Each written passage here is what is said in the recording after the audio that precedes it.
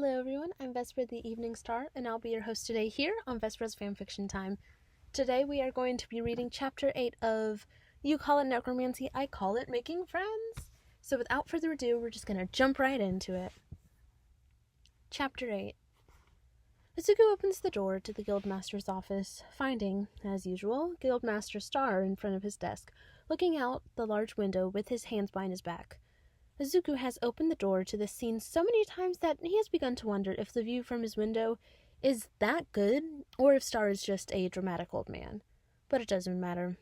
Today, Izuku is here because Star asked to see him, and Frank too, for some reason, and Izuku has no reason to refuse. He doubts that he is in as much trouble. After all, he has never failed a contract nor broken the guild rules since he joined about a year ago. "Did you call?" Izuku says as he steps into the room. Guildmaster Star turns to him and smiles while adjusting his monocle. "That I did," Guildmaster Star says, pointing to the table where a tea set is ready. "Sit down, please. We have a lot to discuss." Izuku nods and sits down, accepting a teacup from the Guildmaster, and, as usual, Frank takes a sip before him. At this point, it's more force of habit than actually worrying about someone trying to poison or drug Izuku. Yet, Ronan believes it's a good habit to keep. "Would you care for a match?" Guildmaster Star asks, pointing to a chessboard. Izuku easily recognizes this model. A chessboard where ordinary pieces are replaced by famous heroes and villains. For example, on the hero's side is the king, represented by Nezu, and the queen is All Might. While on the villain's side, the king is a representation of the boogeyman of the underworld. A well-known legend, but one that Izuku doesn't know if he really exists. The stories are contradictory. "Why not?" Izuku replies, spinning the board so the villains are on his side and leaving the heroes for Star. "But I don't think you called me here just to play, especially since you asked for Fixer too." "You are correct," Star says, moving his first pawn, which is represented by sidekicks. "I called you for two different reasons, but both are related to your renown in the guild." "Renown? Us?" Izuku asks, moving his own pawn, represented by a Yakuza thug. "It's barely a year since we got there, and yet you have been taking multiple contracts weekly and never failed on a single one, no matter how difficult the job." Star counters, moving a horse. "Mirako." "Is that rare?" Izuku asks, moving a bishop. An old villain known as Puppet Master, who was caught by an underground hero a few months ago. Izuku is pretty sure it was a Racerhead, but the man keeps denying it. "Aren't we just playing safe?" "No matter how safe they play, every mercenary has failed at least once," Star replies. "Which brings me to the topic on hand." He moves his own bishop, represented by Midnight. "You got a few private requests." "Already?" Frank, who was scrolling through his phone, asked. "I thought it would take longer, considering his age and all that." "That's the magic of the underground," Star replies. "Age? Name? Past? Nothing matters as long as you bring results." "Do I have to accept those contracts?" Izuku asks, moving his horse, Stain. "Not at all," Star replies. "Private contracts mean that the client thinks you are best suited for the job, or the only one suited. But accepting or refusing, they can't do anything." "Where can I check it?" Izuku asks. Guildmaster Star moves a hook, Endeavor, and snaps his fingers with his left hand. His secretary enters the room with a stack of papers. "How many are there?" Frank asks, raising an eyebrow. 20? Maybe 30. Star shrugs. "As I said, you made quite the name for yourself." "This might be a problem," Izuku says, eyeing the stack of papers. "Well, I have another offer for you," Star says. "For an additional 5% of your rewards, you can hire a secretary to manage your contracts. They know how to handle the paperwork. You just need to explain the types of contracts you wish to accept, and they will send you only the relevant contracts." This, Izuku thinks for a moment as he moves his queen, which is represented by Destroyo, from the original Meta Liberation Army. It might be a good idea. "You don't need to choose now, but the offer is on the table whenever you want to take it." Then he looks at Frank. "As for why I wanted you to, well, I was curious. How powerful is your healing?" "Lethal wounds, scars, I have no problems healing any of that," Frank replies easily. Of course, I can't do anything if the person is dead, and I can't cure diseases. Can you regrow limbs or organs? Star asks. Never tried before, Frank says. Do you want to try? Star replies, adjusting his monocle again. Frank grins at him with a nod. That sounds great, he replies. What do you have in mind? Well, as you know, the Silver Star Guild is a branch of the Silver Star Union, Star explains. One of our many businesses is clinics. As long as you pay, it doesn't matter who you are. We'll treat you. And we'd like to call you for emergencies. Sometimes we receive people on the verge of death. Of course, we will pay you an appropriate rate for your time. I see, Frank says and looks at Izuku. How much are we talking about? Izuku asks. Usually we pay a fixed amount to our employees, but it'll be different for Fixer, Star replies.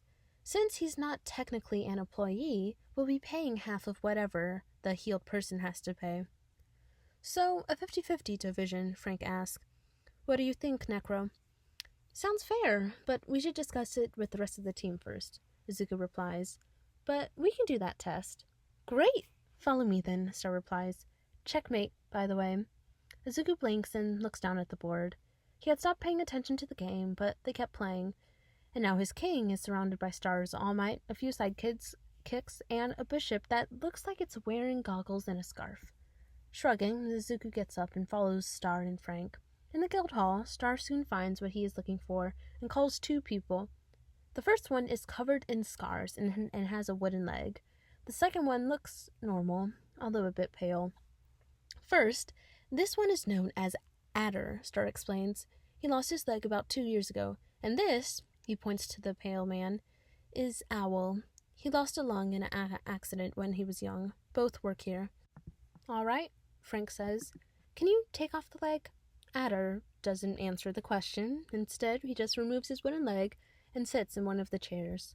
Then Frank kneels in front of him and puts a hand on his missing leg. A glow starts, and Izuku hears a few gasps as a new leg forms. About 20 seconds later, a perfectly functional leg is back in place. Well, go easy for now. Your body will need to take a while to get used to having a leg again, Frank says. And I'd recommend physical therapy, because I'm sure this new limb will be quite weak for a while. Then he turns to Owl and does the same, touching his chest, and again, a glow starts. This time, there isn't visual proof that it worked, but it becomes clear that it did when Owl starts breathing much more easy. Well, this answers our question, Star says. Great to know. We'll discuss things with the rest of the group. We should have an answer by tomorrow, Izuku says. And we'll look through the contracts too. Thank you, Guildmaster Star. It's my pleasure, Star replies with a exaggerated bow, and Izuku goes home. Izuku is sitting at the table, carefully trying to stack a house of cards, while talking to Rowan and Crimson Riot. Rowan is looking over contracts while Crimson Riot, who decided to call himself Takashi after Eraserhead was unable to find his old name, is petting Mittens, who is curled up in his nap. The next one is another kidnapping. Ronan says, the payment is good, but it's for the Yukusa. Kidnappings are really in demand these days, Izuku points. We never did a kidnapping contract before, so why are so many people trying to get us to do it? Who knows, Takashi shrugs. Then the next one is... Ronan frowns down at the paper. An assassination contract? Someone wants us to hunt the Ripper. The Ripper? Takashi asks. Isn't this the copycat that has been replicating a serial killer from the 1800s? Izuku asks. The same, Ronan replies. This contract is to find and kill him. But the reward is not even close to the amount that would normally be asked for a murderer, let alone one of this danger. Let me see, Mitten says, and Ronan passes the paper to Takashi, who holds it for her. I saw this one before. It's been on the notice board for a good while now, but no one wants to do it. The reward is low, and the job is too dangerous. Who's asking it? Izuku asks. A lot of people. It seems that a group put together the money to request, Mittens explains. I think I know what's happening here, Izuku says. Hey Rowan, can you call Guildmaster Star? Tell him I want to talk to the contractor for this one. Sure thing, boss, Ronan says, then gets up to get his phone. Takashi, Izuku calls. You were a hero before. We'll understand if you don't want to take part in this. From what I've heard, the Ripper uses blades as weapons, Takashi replies as he puts Mittens down and gets up. And a dragon tattoo he did a few days ago is on display on his bare chest. This means I'm the best option to face him. That's true. Still, I don't want you to go against your morals, Izuku points. If we accept this job, I doubt we can escape from killing him. Surprisingly, I don't feel bad about the thought of killing him, Takashi replies. I'm more worried about you, kid. You're only 8. I guess you're right, Izuku says, looking at his hands. But when I think about killing someone, I feel nothing. The thought of killing is definitely not something that brings me comfort, but I don't feel bad either. I remember I felt the same the night I found Frank dead. I felt nothing looking at a dead body. It's like death doesn't faze me anymore, but I remember crying about a dead bird before.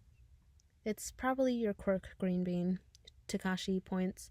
Most quirks, even those that do not include any kind of mutation, give the user a group of instincts that helps them use it. For example, the reason why most arsonists have a fire quirk is that normally people with fire quirks naturally have a fondness for flames. Something like that, if not handled carefully, it can easily become paranoia.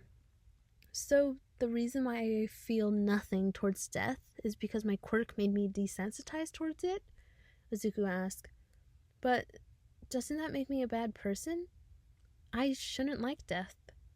Do you? Takashi asks back. No, Izuku replies quickly. I feel nothing towards it, good or bad. There's your answer, kiddo. Your quirk doesn't make you some kind of death-loving psycho. You just don't care about it. Takashi pats his shoulder. And even if it did, there's nothing wrong about this, Sue. Quirks aren't inherently good or bad. It's how you use them that will make you good or bad. He grins at him. And honestly, cleaning the streets of psychos that heroes don't seem interested in catching seems like a pretty heroic thing for me. It's not heroic, Izuku replies. We aren't doing it out of the goodness of our hearts. We're being paid. And heroes don't kill.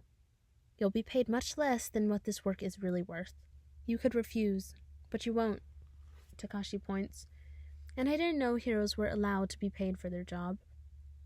As for not killing, Ronan adds as he enters back the kitchen, I can assure you, every hero has killed before.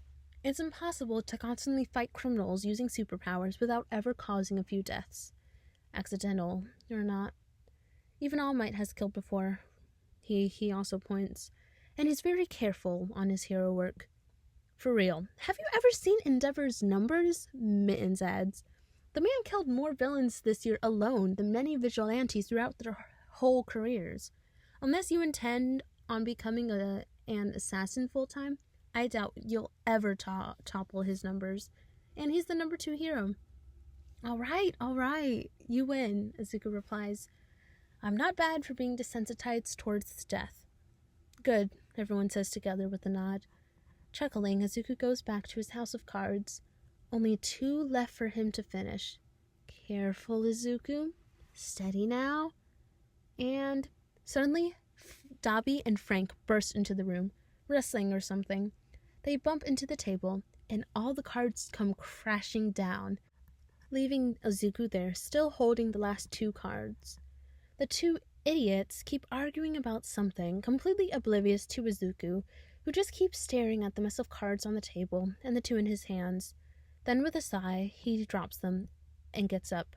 Shut up! As soon as the words leave his mouth, Dobby and Frank instantly shut up and look at him with wide eyes. Or one with wide eyes and one with wide eye sockets.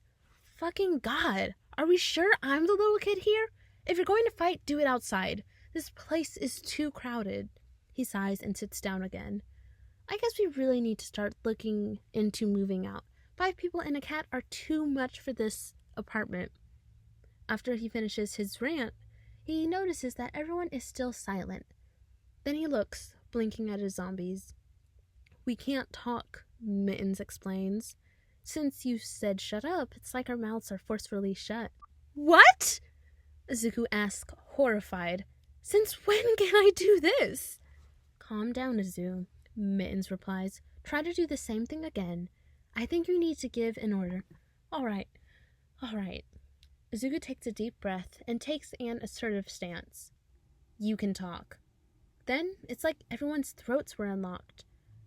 Well, Ronan says after a few seconds, I guess we know another facet of your quirk. You can give us orders. I don't like this, Izuku replies, frowning. You guys are my family, not slaves. I don't want to order you around. It's still something you should practice, Dabi points, even if it's just for the sake of learning how to control it. I guess, Izuku agrees. Still, are you guys okay? Sure, it's a weird sensation, but I wouldn't say it's a bad one, Frank replies. And, sorry, Zoo, I guess we got too carried away. Yeah, my bad, Greenbean, Dabi adds. We'll be more careful. All right, everything is forgiven, Ronan says. Now, for our next step. Izu, Guildmaster Star says we can meet the contractors tomorrow at 11 a.m. Perfect, Izuku replies. Takashi, Dabi, you come with me this time. Mittens, you'll be on comms as usual. Frank, stand ready in case healing is needed. Ronan, I want you to try and locate the Ripper. If all goes well, we should be able to catch him before he makes another victim. Nodding in agreement, everyone goes to check their gear and make sure everything is prepared.